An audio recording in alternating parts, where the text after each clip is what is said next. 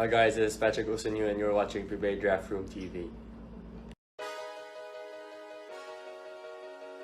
Napapansin po namin na 88% ng aming viewers ay di pa nakasubscribe.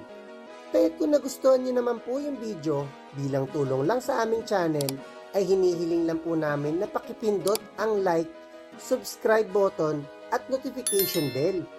Maraming salamat mga ka-Draft Room! Welcome back po mga ka-Draft Room. Malaking bagay talaga ang stats upang tumaas ang draft stock ng mga prospects. Ngunit hindi lang sa scoring, rebounding o passing ang tinitingnan ng mga PBA scouts, kundi pati ang pagiging glue guy.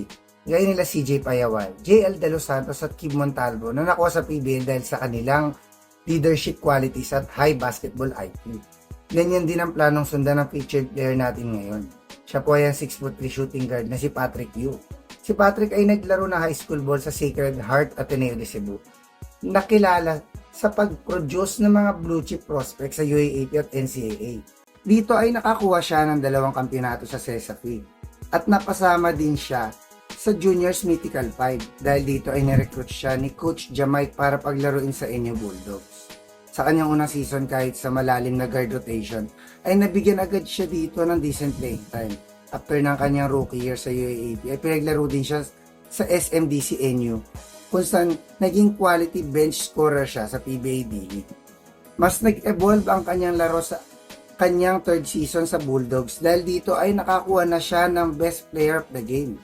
Sa kanyang 4th year ay siya na ang napili ni Coach Jeff Napa para maging team captain ng NU.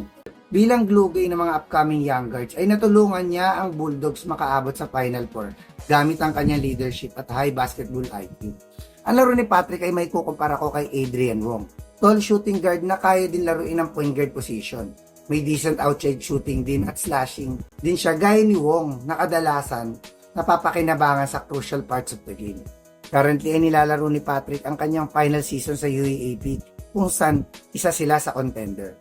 Most likely ay makuha na si Patrick sa 3rd round sa upcoming draft. Ngunit kung matutulungan niya ang NU makapasok sa Final Four o mas mapataas pa ang stock niya sa ibang liga ay baka kahit sa 2nd round ay mapick na siya.